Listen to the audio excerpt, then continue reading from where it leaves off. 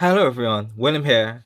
So last month I decided to take a no spend month when it comes to Pokemon cards. I didn't buy any cards that time. Even though I did go to the pre-release on, I think it was the 1st of November. I know it was the first weekend. But for December I decided to buy at least one because I found it was a pretty good deal. And I wanted to briefly explain why January around this time of year, from November to December, I generally don't buy too many cards. And it's simply because of postal delays. Generally, I find the postal system here, well, gets really slow around this time of year, which is one reason why I decided to stop buying cards. In fact, I even deactivated all of my listings on eBay. I also don't sell any cards this year just to avoid any kind of shenanigans with delays and whatnot. Also, one of the reasons is I just like to pace my buying. It helps you to actually look at the cards I bought throughout the year. Sometimes I've bought cards and really get around to looking at them.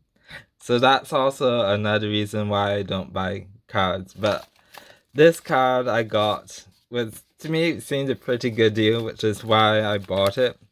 And it is, I was just checking the parcel to see if there's anything else, and it's Cynthia from Ultra Prism, her full art. From the photos, it looked to be in pretty decent condition. And let me just take it out the sleeve. Seems to be pretty good condition. I don't see any major whitening. Now you think, considering my background, that I would have had this Cynthia card before, but this is Cynthia has so many cards, I've never tried to get all of them at once. And this was one that kind of eluded me. And this year, the price on it went up quite a bit, which so I didn't buy it then, and thankfully it's dropped down a bit now again. There's also I forget, is it Hidden Fates or Shining Fates? Her card of Lucario and Garchomp. I don't have that one yet, but in the future I'll probably try and buy it. Still, it's, to me, that's kind of expensive. I missed the boat on when I should have got that card. But for Cynthia, my favorite card of hers is probably her Extra Battle Day promo.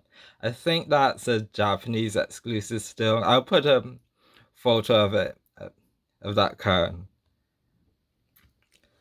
Now, also, when I stop buying cards, I generally still like to look online to see if there are any deals in terms of like options and stuff. But right now, the market to me is still kind of hot, so that I haven't really seen that much. I'm just trying to check the corners, the edges for ink, and I don't really see any. And one thing I like to do when I'm not buying cards is simply to play some of the games. Recently, I was playing a bit more of the TCG online, a Pokemon TCG Live, and I actually got up to Master Ball rank using Lily's Clefairy EX.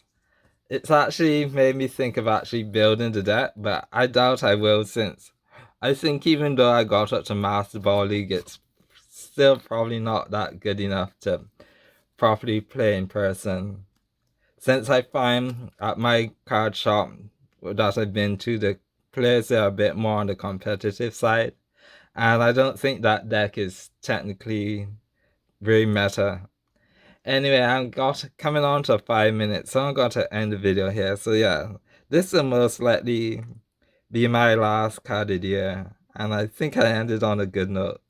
I'll probably try and make one more video for the year, maybe as a recap for 2025. I'll see. I'm trying to cut back on how many videos I make, but I should be able to make one more. So that's all for this video, and thanks for watching.